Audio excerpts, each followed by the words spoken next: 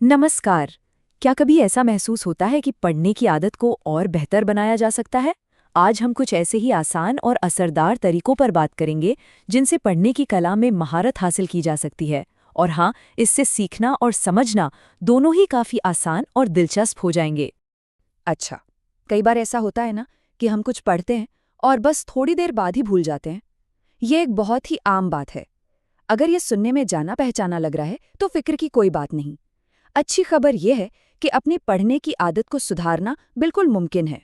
तो चलिए अब इस परेशानी से आगे बढ़ते हैं और देखते हैं कि इसका हल क्या है। हम कुछ ऐसे प्रैक्टिकल टिप्स देखेंगे जो सच में पढ़ाई के पूरे एक्सपीरियंस को बदल सकते हैं। देखिए, किसी भी स्किल की तरह पढ़ने में माहिर होने के लिए भी ना एक मजबूत नींव चाहिए, और ये नींव बनती है अच्छी आदतों से। तो सबसे पहले चलिए उन्हीं आदतों पर फोकस करते हैं जो एक बेहतर रीडर बनने के लिए बेहद ज़रूरी हैं। तो एक अच्छा रीडर बनने की ये जो बुनियाद है वो 3 पिलर्स पर टिकी है। पहला, कंसिस्टेंसी यानी नियमित रहना। दूसरा, साफ लक्ष्य तय करना। और तीसरा, अलग अलग तरह की चीजें पढ़ना। चलिए अब एक एक करके इन तीनों को थोड़ा और समझते हैं। अब इसमें सबसे ज़रूरी बात है रोज़ पढ़ना। यकीन मानिए, हर रोज़ बस 15 से 20 मिनट की रीडिंग भी कंसंट्रेशन और अंडरस्टैंडिंग में ज़मीन आसमान का फ़र्क ला सकती है। ये एक छोटी सी इन्वेस्टमेंट है जिसका रिटर्न बहुत बड़ा है। अच्छा, एक और बात, कोशिश करें कि सिर्फ एक ही तरह की चीजें ना पढ़ें। कभी नॉवल तो कभी अखबार, कभी कोई आर्टिकल तो कभी कोई जर्नल। जब हम अलग अलग तरह की सामग्री पढ़ते हैं तो इससे सिर्फ हमारा ज्ञान ही नहीं बढ़ता, बल्कि हमें नए नए शब्द और लिखने के अलग अलग स्टाइल भी सीखने को मिलते हैं। तो ठीक है, आदतें तो बन गई। अब अगला स्टेप क्या है? वो है एक्टिव रीडिंग, यानी सक्रिय पठन। ये किसी भी लिखी हुई चीज के साथ गहराई से जुड़ने और उसे बेहतर समझने की चाबी है। चलिए देखते हैं कि आखिर ये है क्या और इसे करते कैसे हैं। तो ये एक्टिव रीडिंग क्या है? इसका मतलब सिर्फ शब्दों को आंखों के सामने से गुजारना नहीं है। नहीं, इसका मतलब है जो लिखा है उसके साथ एक तरह की बातचीत करना। एक ऐसा प्रोसेस जिसमें हम जो पढ़ रहे हैं उसके मतलब में पूरी तरह डूब जाते हैं और हमारा दिमाग पूरी तरह से उसमें लगा होता है।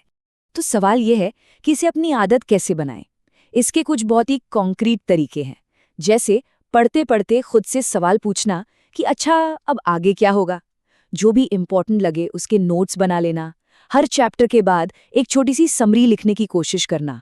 और हाँ, अगर कोई नया शब्द दिखे तो उसका मतलब पहले आसपास की लाइनों से समझने की कोशिश करना। इससे वोकैबुलरी नेचुरली बढ़ती है।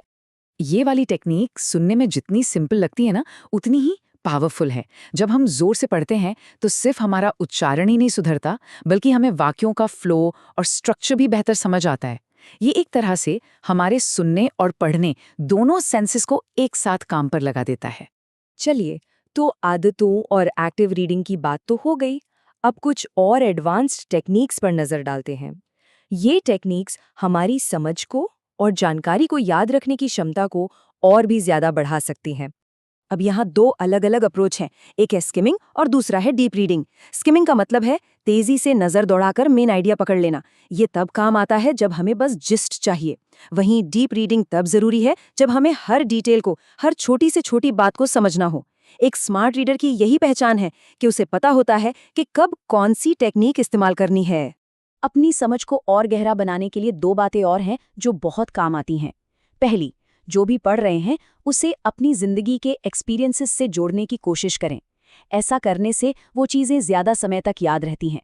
और दूसरी बात, अगर लंबा पढ़ रहे हैं तो बीच बीच में छोटे छोटे ब्रेक ज़रूर लें। इससे दिमाग फ्रेश रहता है और इन्फॉर्मेशन को बेहतर तरीके से प्रोसेस कर पाता है।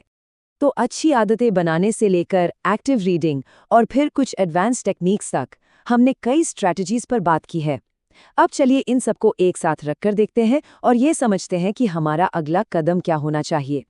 तो ये रहा हमारी पूरी बातचीत का एक क्विक रीकैप।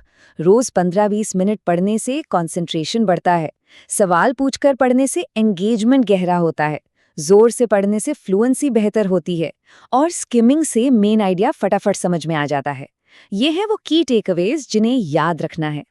तो अब सबसे बड़ा सवाल ये है कि इस सारी जानकारी का इस्तेमाल कैसे किया जाएगा। इन सभी टेक्निक्स में से वो कौन सी एक चीज है जिसे आज अभी से शुरू किया जा सकता है? क्योंकि याद रखिए, सबसे जरूरी होता है पहला कदम उठाना।